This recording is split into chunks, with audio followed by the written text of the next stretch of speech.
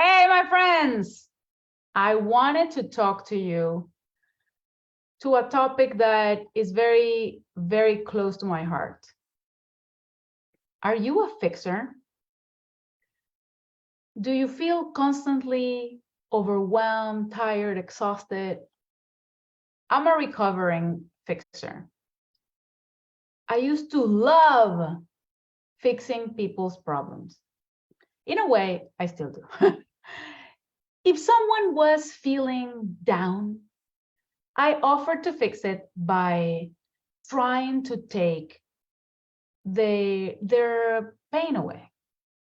If someone was on the wrong path, I offered to help them get back on track.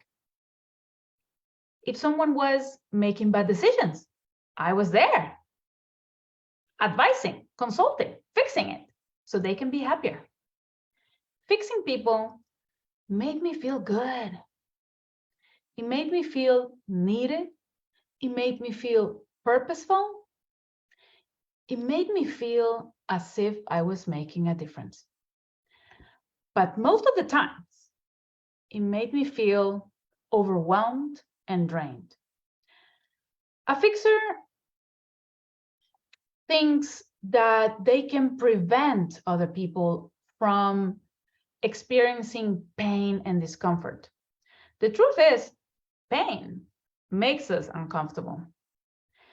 And people that are fixers, they feel they can change things or people for the better. Fixers are kind, compassionate, thoughtful souls who just want to help. They even call themselves empaths. Oh, it starts with the best intentions, but it can quickly turn into quicksand. Have you heard that quote? The road to hell is paved with good intentions. Fixing can be dreadful when it is tied up to your value, to your self-worth, to your lovability. When you think that you are not worthy of love, unless you are the glue that keeps everything together, then you have a problem. Fixers, they think they have to give people reason to love them and to keep them around. Sometimes these people, they conceive love as being transactional. The more I do for you, the more I make things happen for you, the more you're going to love me. But giving too much to too many for too long is not love. It is high functioning codependency. And this term is was coined by Terry Cole, author of Boundary Boss. So sometimes fixers feel they have to fix.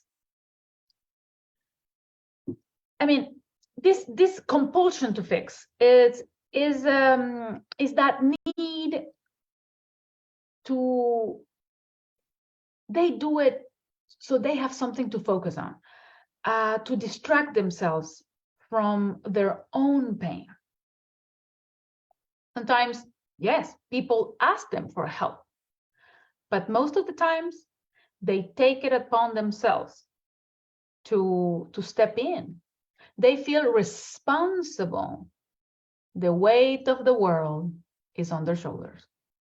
And fixing other people, it just gives them that illusion of control that they don't have otherwise.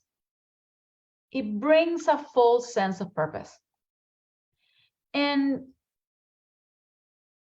as how do you know that you could be experiencing this high functioning codependency, as Terry Cole calls it?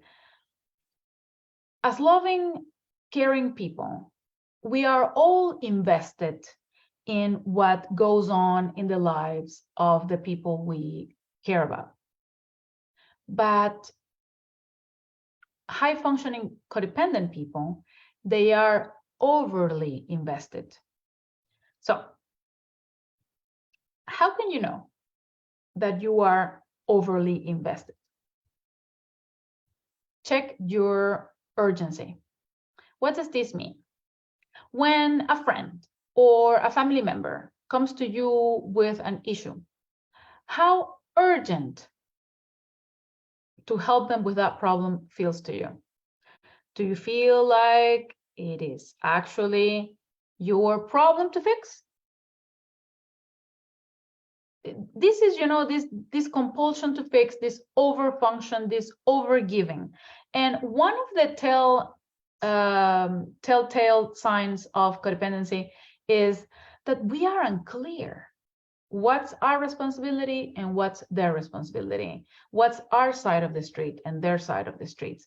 And my friend, let me remind you that you are only responsible for yourself, for your decisions, for your life, for your circumstances. This, of course, before you anticipate, excludes minor children and people with some sort of handicap that need different assistance.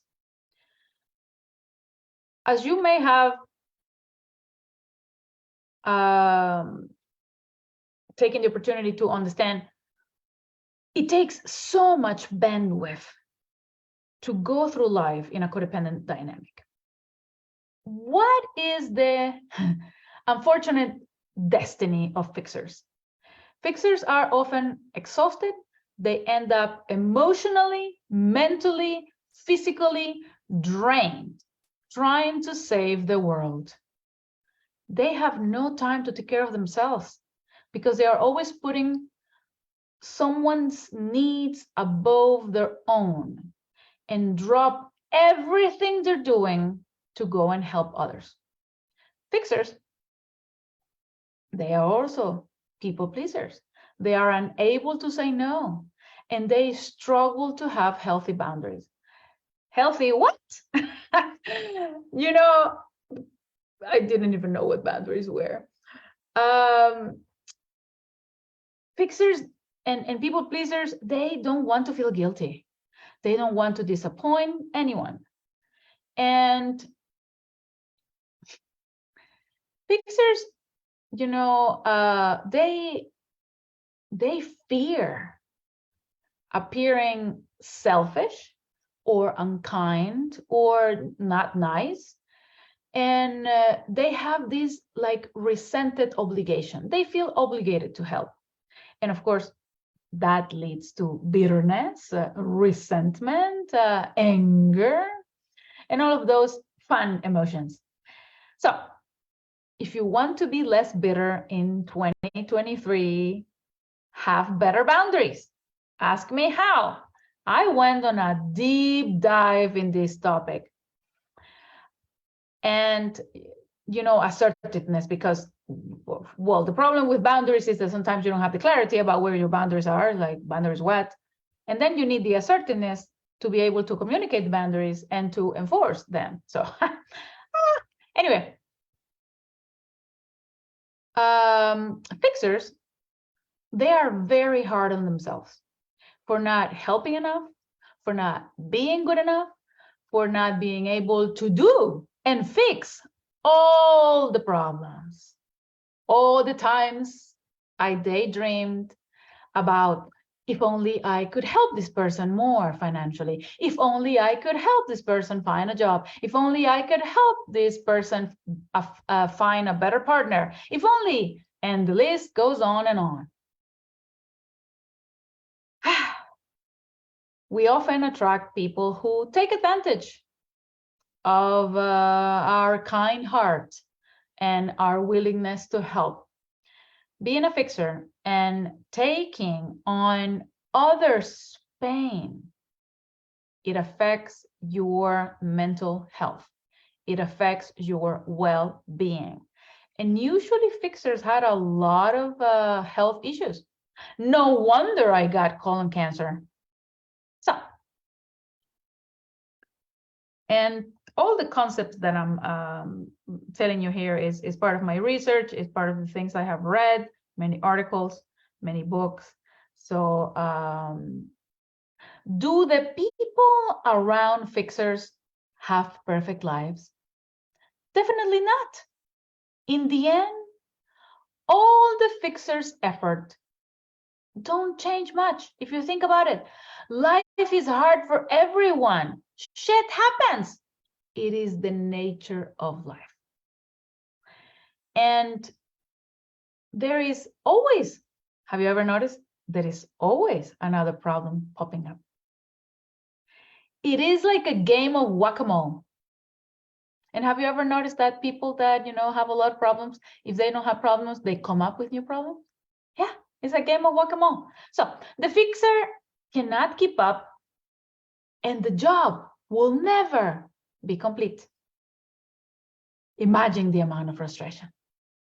If this resonates with you, you are mostly likely also an empathetic person and a bit codependent. Anyway, otherwise I get off track. So you are a beautiful soul, an empathetic person. You are able to put yourself in somebody else's shoes and want to take their pain away because you feel with them. Yay, empathy! You feel all the feels with the other person. The problem is that while you might have that incredible capacity of feeling with the other person, which is empathy, you end up taking a sympathetic action. You end up having a sympathetic response rather than true empathy, because the temptation to do something is very deeply engraved in our culture. Have you ever heard that phrase? Don't just stand there, do something. With the empathy is the total opposite.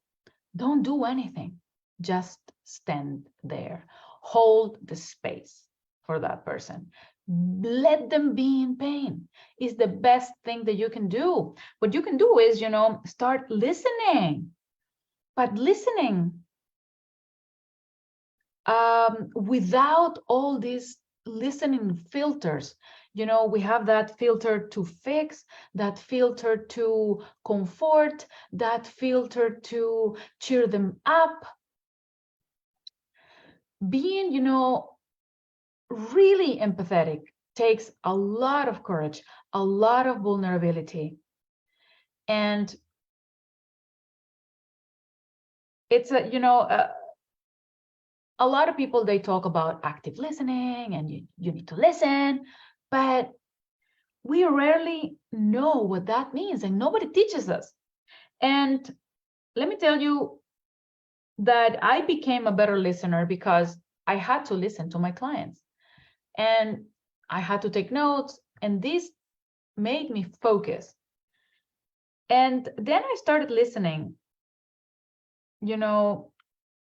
The content that you need to be listening for is their thoughts, but also, the kind of words which they describe their reality. Because the words that you use to describe your reality can change your perspective. And it gives a lot of, the thing is, you have to pay attention. And sometimes we have to turn off that record. That's how old I am. That, that thing going on in your head. And you have to be listening to their feelings, the unexpressed emotions, and that seem to be fueling their statements. Do you see the difference? So, the unexpressed emotions of anger, sadness, fear, joy. Listen also for what the person wants the most. Listening for what they are really longing for. And this is the hardest thing to do. It's the hardest thing to do. I don't know why my camera is blurry. I guess it will fix itself soon. Maybe if I turn it off and turn it back again. Got it. Yay, I'm back. Yay, the beauty of little lives. Okay, so I got a little bit sidetracked. So let me tell you a little bit about my life. So I knew I was living in an unhealthy fixer mindset when I started recognizing that I was resenting fixing all of the time and putting myself last. In my previous relationship, I began feeling underappreciated, not recognized for the sacrifices I was making. I also was starting to notice that I was feeling guilty if I wasn't able to fix a problem. Have you ever felt guilty because you were not able to fix a problem, or because you didn't have enough competency to do it? Like, I also felt like if I didn't say yes all the time, or if I didn't make things happen for him or save the day, then he wouldn't love me. And the biggest lesson that I have learned is that by trying to fix someone's problems, you are not allowing them to grow into that best version of themselves. And let me tell you what, it all fell apart when I started feeling helpless in a particular situation. And of course, that was the beginning of the end. And I had an incredible realization with a friend of mine, fellow coach from Brendon Burchard, who was questioning my choices. Oh, we all need those friends. And because it takes one to know one. So big shout out to Clay Green. I am so grateful to have met you, my friend. So I have met incredible people on my personal development journey. My life improved in quantum leaps when I upgraded my pit crew. Better people around you means a better life. So back to my conversation with Clay. So I said, but he needs help, Clay. How are you asking me to let him be? And he replied, challenge. He replied with a challenge. Thank you. That's what, we are taught to do as high performance coaches. Challenge. They paid you to push. Anyway, so he says, MJ, with all of your help, are things getting better or worse? Oh, he got me. He got me right there. So anyway, then he ended up saying, MJ, you are enabling him. If you really want to help him, just stop helping. Leave. If you love him really, just leave. My choices with this person were not healthy because I just wanted to make the pain go away for him. And I could not fix his life. He needed to do that for himself. And I was just going down with the sinking ship. Let me ask you this. Do you need to jump ship somewhere in your life right now? Let me know in the comments. Do you need to jump ship this year in an area of your life? Let me know. People need to grow through what they go through. And that reminds me of that quote, and I have some notes here. That reminds me of that quote from Maya Angelou. I said that with a French accent. The French. Anyway, we delight in the beauty of the butterfly, but rarely admit the changes it has gone through to achieve that beauty. So I found a story that can help you understand the point I'm trying to make. So let me read it to you. Once upon a time, a young girl was playing in her grandmother's garden when she noticed some butterfly cocoons getting ready to open. She watched the first butterfly trying to come out, and it struggled and it took a long time. But the time the butterfly got out, it was exhausted. It had to lay on a tree branch and rest a while before it could take flight. The little girl, as an empathetic person, felt terrible for the little butterfly who had to go through such much struggle just to get out of the little cocoon.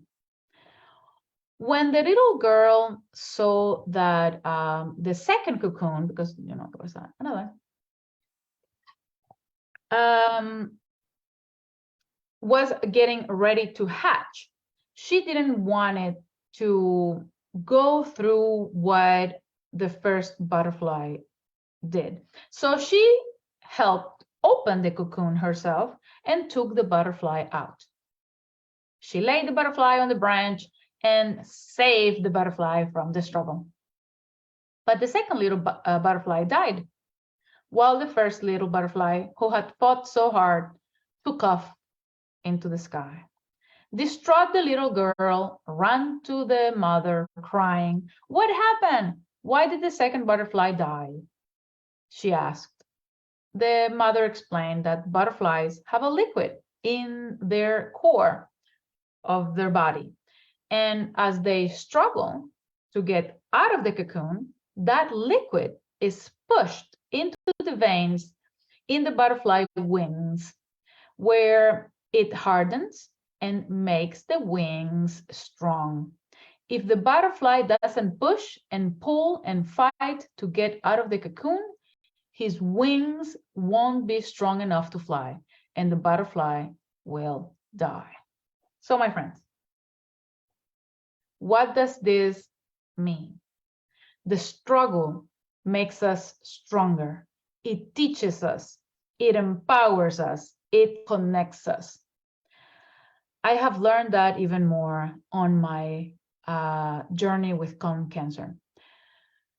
Family and friends said to me multiple times, "Oh, I'm so sorry this is happening. I wish I could take your pain away."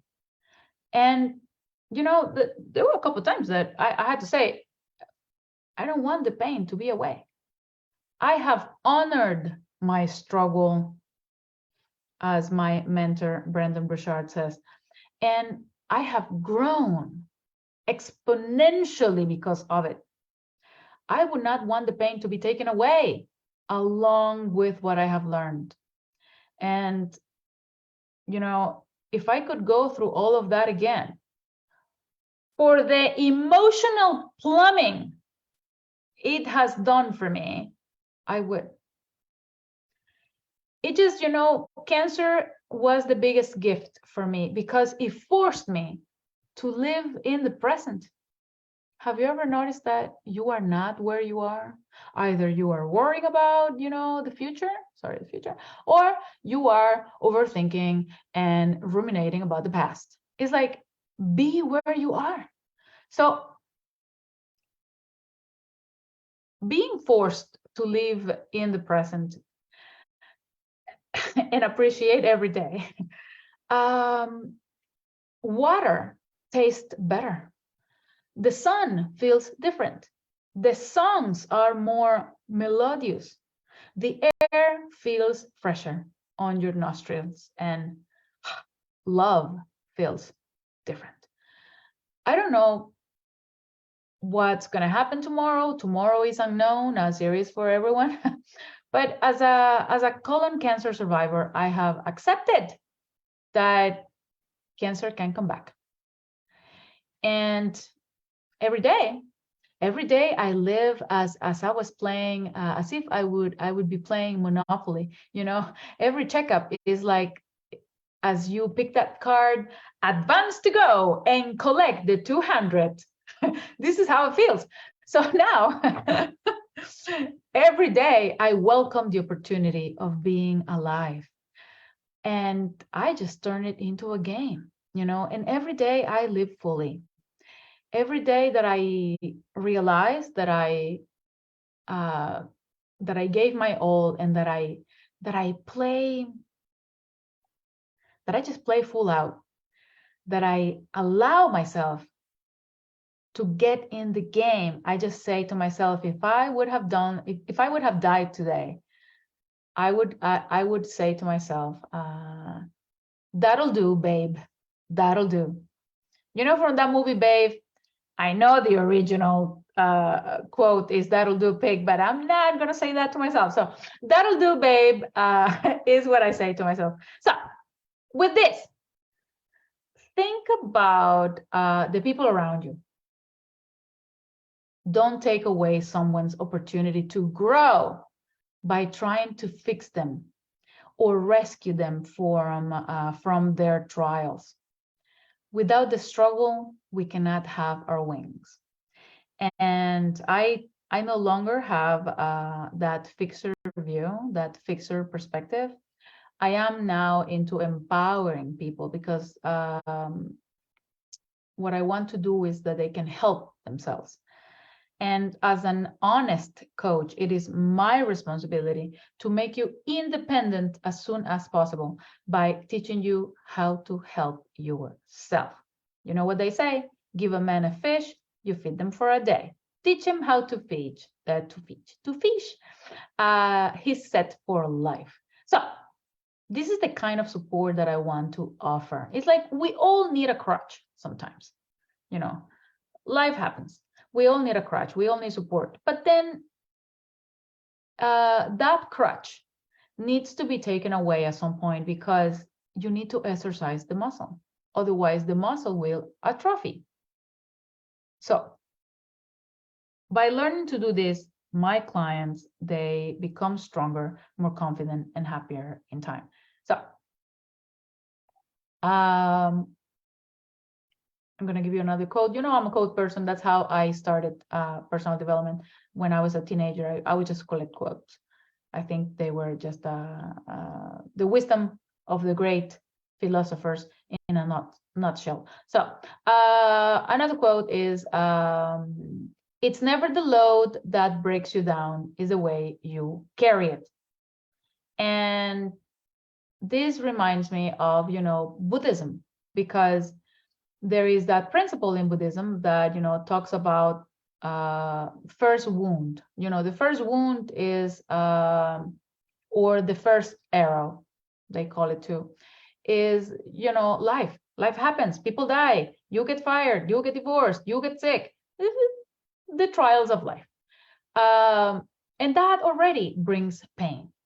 But sometimes we add pain.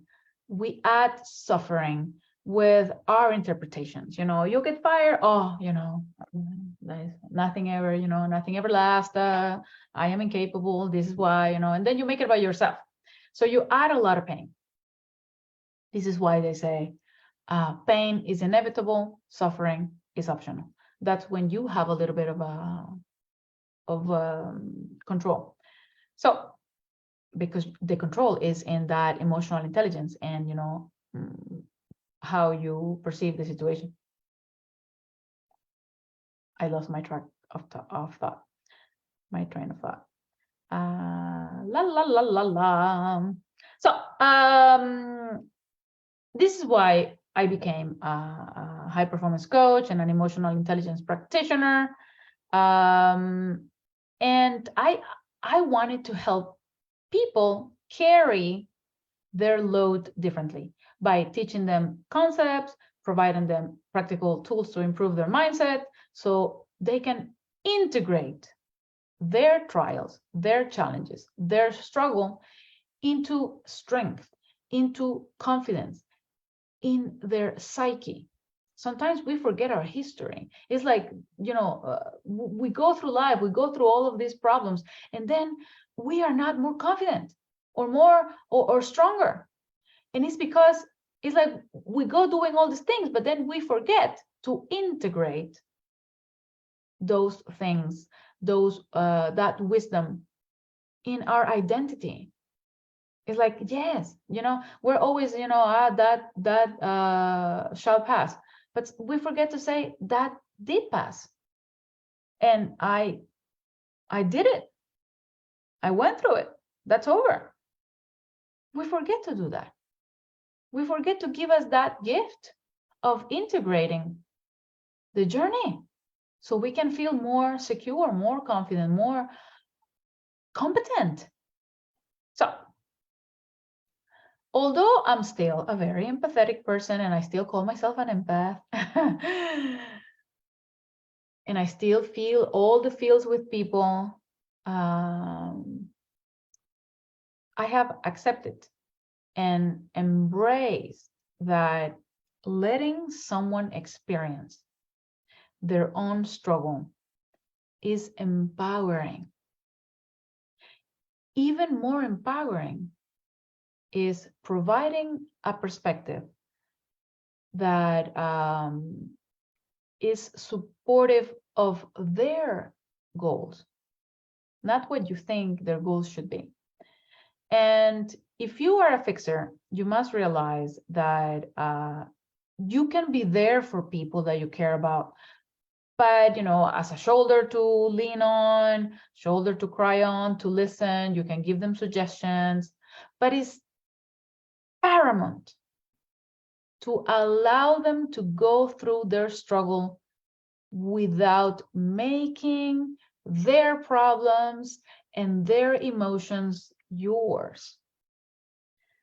Taking the weight of their struggle not only weighs you down, but it also stunts their growth.